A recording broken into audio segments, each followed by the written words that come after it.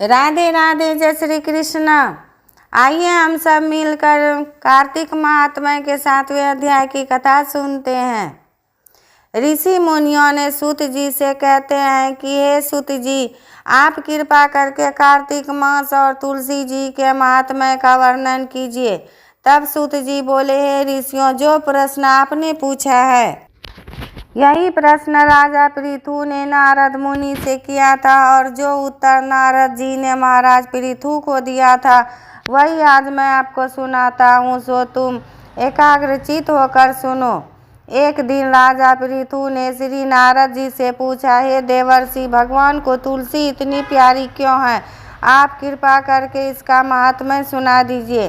राजा पृथु की बात सुनकर देवर्षि नारद बोले, एक समय देवराज इंद्र बहुत से देवताओं तथा अप्सराओं सहित देवों के देव श्री महादेव जी के दर्शनों को कैलाश पर्वत पर गए। वे जब कैलाश पर्वत पर पहुँचे तो उन्होंने भारी आकार तथा भयंकर नेत्रों वाले एक पुरुष को देखा।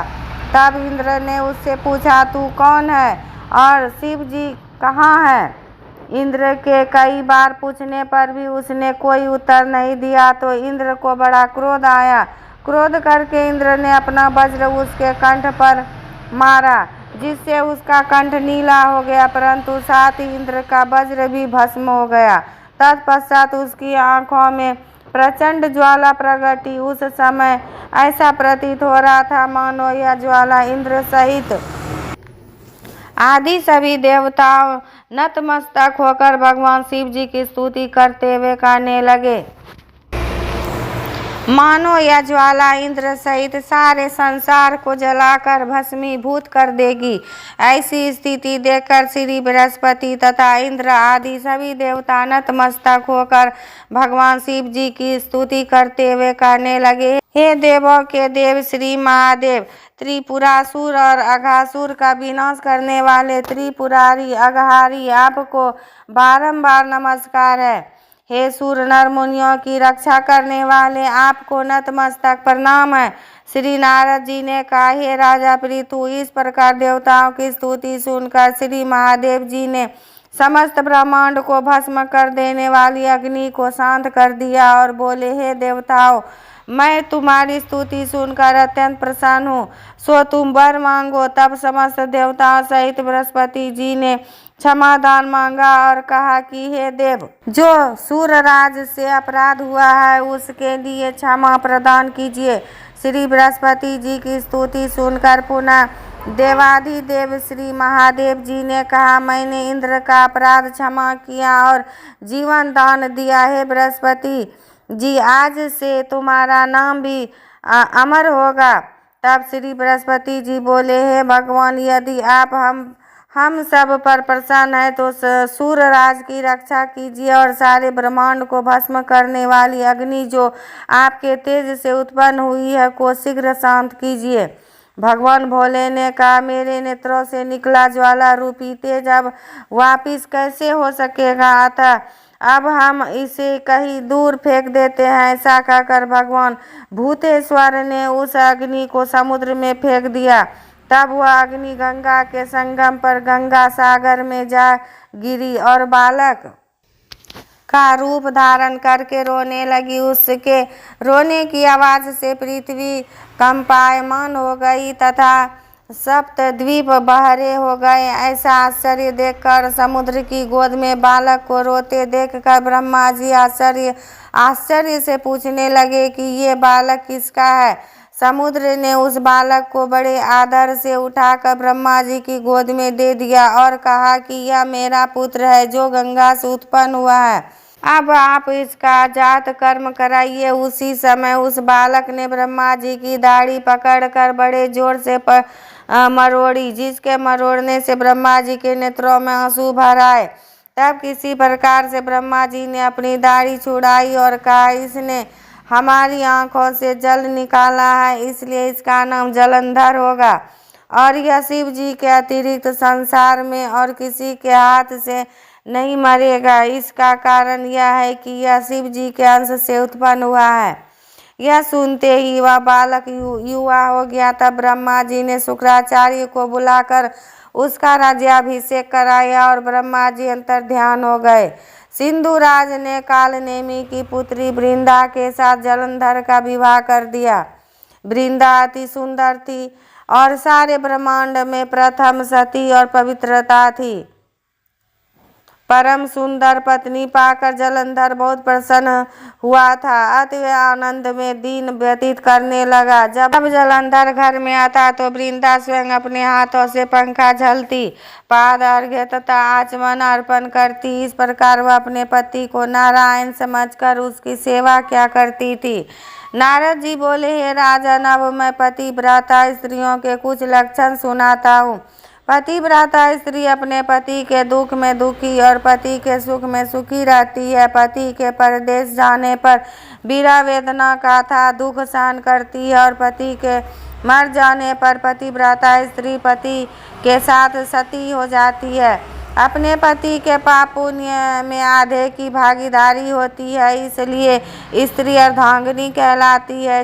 जो स्त्री अपने पति के साथ सती हो जाती है वह 3.5 करोड़ रोमों के अनुसार 3.5 करोड़ वर्ष तक अपने पति के साथ स्वर्ग में वास करती है। जो स्त्री शमशान भूमि तक जितने कदम उठकर जाती है उसका एक एक कदम पर एक एक यज्ञ का पुण्य फल प्राप्त होता है। ऐसी स्त्री अपने माता पिता और पति इन तीनों कुलों को पवित्र कर देती है।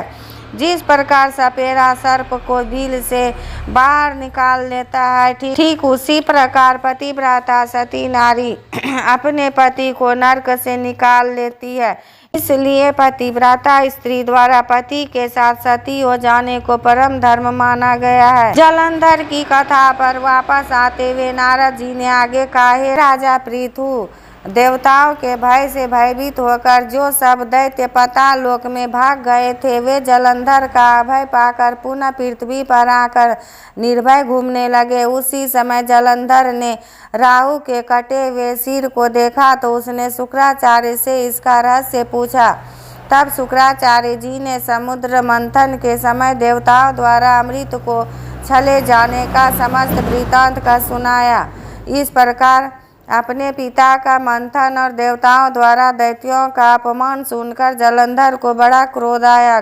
क्रोध में भरे हुए जलंधर ने घसपर नामक दूध को बुलवाया और देवताओं के पास भेजा। घसपर ने देवराज इंद्र की सभा में जाकर अभिमानवश न मस्तक झुकाया और न नमस्कार किया, बल्कि गरज कर रहा कि दैत्यराज जलंधर ने जो कुछ कहला भेजा है वह सब कान खोलकर सुन लो। उन्होंने कहा है कि मेरे पिता समुद्र का मंथन करके जो 14 रत्न तुमने ले लिए हैं उन पर तुम्हारा कोई अधिकार नहीं है। भला इसी में है कि वे रत्न तुम हमको वापिस लौटा दो। दूत के यह अभिमानपूर्ण शब्द सुनकर इंद्र भयभीत हो गया और विस्मय के साथ बोला कि समुद्र सदैव हमारे शत्रु दैत्यों की रक्षा करता है, इसलिए उसको हमने मथ कर जो रत्न लिए हैं उन पर दैत्यों का कोई अधिकार नहीं है।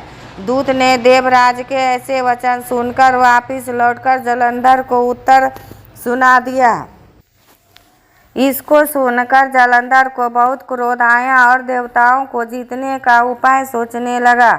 उसने सभी दिशाओं में दूध भेजकर और पाताल में संदेश देकर समस्त दैत्यों को बुला लिया और शुंभ और निशुंभ को दैत्य दल का सेनापति बना दिया। उन्होंने दैत्य दल सहित नंदन वन में जाकर इंद्र की अमरावती पुरी को चारों ओर से घेर लिया। तब देवराज इंद्र की आज्ञा से देवता भी युद्ध के लिए तैयार होकर मैदान में आ डटे। अनेक प्रकार के शास्त्रों से दैत्यों और देवताओं में युद्ध आरंभ हो गया। दोनों पक्ष एक दूसरे को मार मार कर गिराने लगे। सब और रक्त की धारा बहने लगी। मरकर गिरे हुए हाथियों और घोड़ों से पृथ्वी भर गई। जो दैत्य समर भूमि में मर जाते थे उन्हें शुक्राचार्य अपनी संजीवनी विद्या में जीवित करने लगे। उधर देवगुरु बृहस्पति द्रोणाचल पर्वत की दिव्य जड़ी बूटियों का प्रयोग करके देवताओं को दोबारा जीवित करने लगे। जब देवगुरु बृहस्पति द्वारा जड़ी बूटियों के प्रयोग से देवताओं को जीवित करने का समाचार दैत्यराज जलंधर ने सुना तो उसने समस्त बलशाली दैत्यों को एकत्रित करके आज्ञा दी कि द्रोणाचल पर्वत उठाकर समुद्र में फेंक दो। जलंधर की आज्ञा पाते ही दैत्यों ने द्रोणाचल पर्वत उठाकर समुद्र में फेंक दिया और फिर घोर युद्ध आरंभ कर दिया।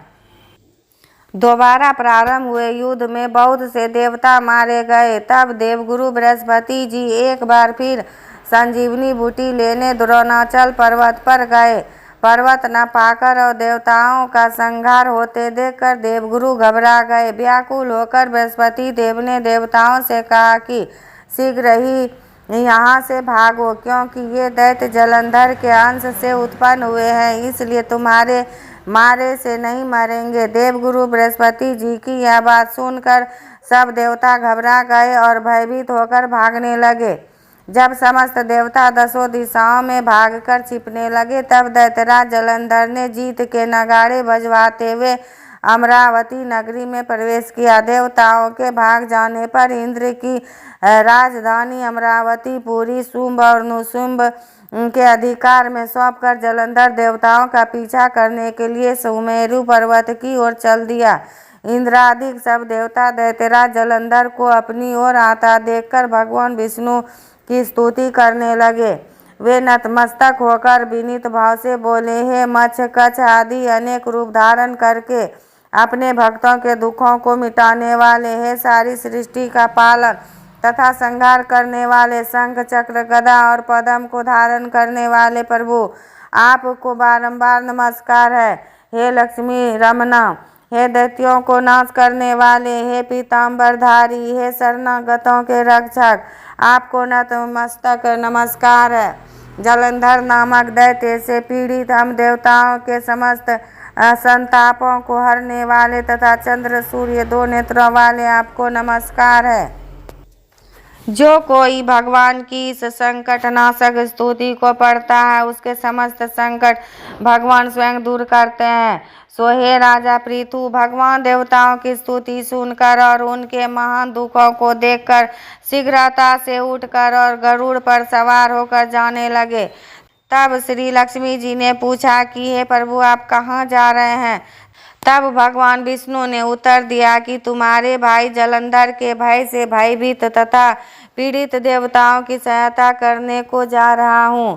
प्रभु की यह बात सुनकर लक्ष्मी जी बोली, भगवान मैं आपकी परम प्रिय हूँ, फिर आप मेरे भाई को कैसे मारेंगे? भगवान ने कहा, भोलेनाथ जी से उत्पन्न और ब्रह्मा जी वचन के कारण हम जलंधर को कदापि नहीं मारेंगे। लक्ष्मी जी को यूं समझाकर शंख चक्र और खड्ग लेकर भगवान विष्णु जलंधर से युद्ध करने हेतु युद्ध भूमि पहुँचे। उस समय बहुत से दैत्य गरुड़ के पंखों के वेग ही मारे गए। पवन से पीड़ित दैत्यों को देखकर जलंधर अत्यंत क्रोध आया और वह स्वयं भगवान विष्णु सम्मुख युद्ध करने को आ गया। उस समय जलंधर और भगवान विष्णु में घोर युद्ध हुआ। उस समय बाणों से आकाश ढक गया। भगवान जलंधर के रथ का ध्वज, छत्र और बाण काट डाले तथा रथ के सब घोड़ों को मार डाला। यह देख जलंधर ने गरुड़ के मस्तक पर गदा मारी, जिससे गरुणा देव मूर्छित हो गए। तब भगवान विष्णु ने अपनी तलवार से जलंधर की गदा को काट दिया। इसके बाद जलंधर और भगवान में कई वर्षों तक मल्ल युद्ध होता रहा। जलंधर और भगवान विष्णु के इस घनघोर युद्ध को देखकर सारा ब्रह्मांड भयभीत होकर कंपायमान हो गया था। अंत में भगवान विष्णु ने कहा, हे दैत्यराज, तुम्हारा और हमारा युद्ध ठीक नहीं, क्योंकि तुम लक्ष्मी जी के भाई हो। तब जलंधर ने कहा, यदि आप प्रसन्न हैं तो मैं आपसे यह वरदान मांगता हूँ कि आप लक्ष्मी और गरुड़ सहित मेरे घर में ही निवास करें। यह सुनकर भगवान विष्णु लक्ष्मी जी और गरुड़ के सहित उसके यहाँ रहने का वचन देकर चले गए। तब समस्त देवी देवताओं के स्थान पर दैत्यों की नियुक्ति करके जलंधर अपनी राजधानी में निवास करने लगा और देवताओं, गंधर्वों, किन्नरों आदि पर जितने भी रत्न थे वे सब छीनकर उसने अपने अधिकार में कर लिया। निशुंभ को शासन करने के लिए पाताल में भेज दिया।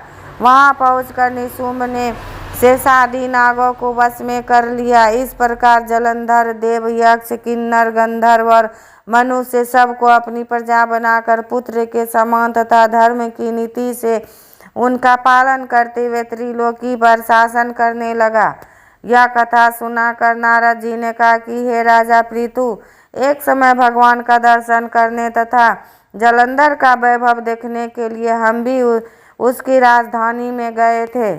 इति 7वां अध्याय समाप्त। राधे राधे। जय श्री कृष्ण।